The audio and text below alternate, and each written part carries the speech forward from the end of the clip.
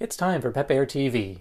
On today's episode, we're going to introduce your Pep Air TV hosts, learn about a $168,000 grant awarded to a Pep Air Casera project, a federal tax credit for search and rescue volunteers, and a reminder that it may be time to renew your pilot's license.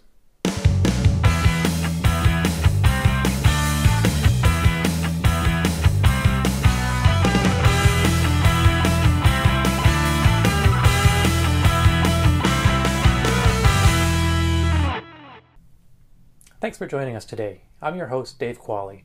I've been a volunteer with Pep Air Casera since 2004, working my way up from spotter to navigator to pilot. I fly a Cessna 182 and have logged over 2,000 hours flying across Canada and the US, including trips to the high Arctic. Currently, I'm the area air deputy for Pitt Meadows in the southwest zone of British Columbia.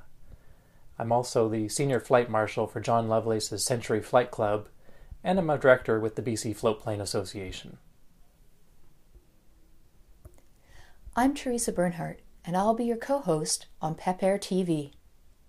I've been a volunteer with Pep Air Casera since 2011, and am currently certified as a spotter, military spotter, and navigator.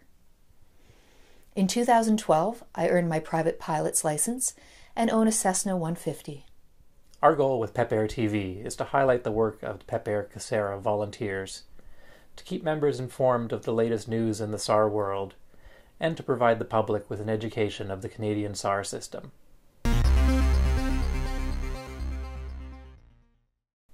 A SAR NIF grant was recently awarded to a Pep Air Casera project that will enable better air-to-ground communications between aircraft and ground search and rescue.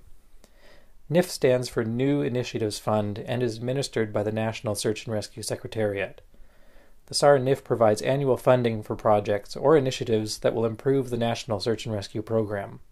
Currently, most communications between PEP and GSAR are handled over existing cell phone interfaces in the aircraft, where there is cellular coverage available. Other times, a handheld radio is used in the aircraft with poor results due to the background noise in the cabin. This is aircraft Foxtrot Sierra Lima, over. The project proposed by Pep Air consists of an FM handheld radio coupled to an audio interface that connects to the aircraft intercom. The handheld radio is connected to a strut-mounted antenna for better reception. Command, this is Pep Air. How do you copy? Pep Air, this is Command. We read you loud and clear. The project is currently awaiting final contractor approval, with an anticipated delivery date later this year.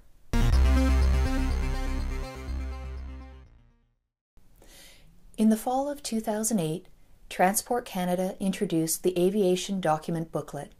This passport-style booklet replaced the paper licenses and medical certificates that were previously issued to pilots. The booklet details the type of license held by the pilot, any additional ratings, and medical certificates. The booklet is valid for 5 years. The expiry date can be found on page 1 of the booklet, as shown here. Pilots were required to transition from the paper licenses to the Aviation Document Booklet during a specific time frame in 2008. We're now well into the first renewal period for pilots who transitioned about 5 years ago. It's important to realize that your pilot's license will expire on the date shown, and a renewal should be submitted to Transport Canada at least 90 days before expiry.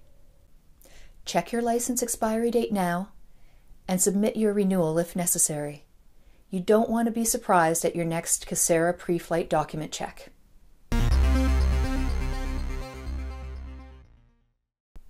On February 19th, the Canada Revenue Agency introduced a new tax credit for search and rescue volunteers. This credit will take effect in the 2014 tax year and will reduce your payable income tax by an amount of $450. To qualify for this credit, volunteers will have to put in a minimum of 200 hours of service.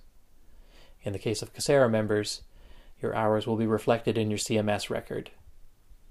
Check the CRA website when it comes time to file your 2014 tax return next year.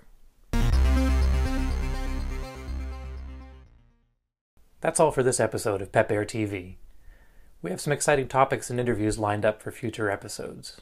Please subscribe to our YouTube channel to be notified when new episodes are posted. We'll see you next time.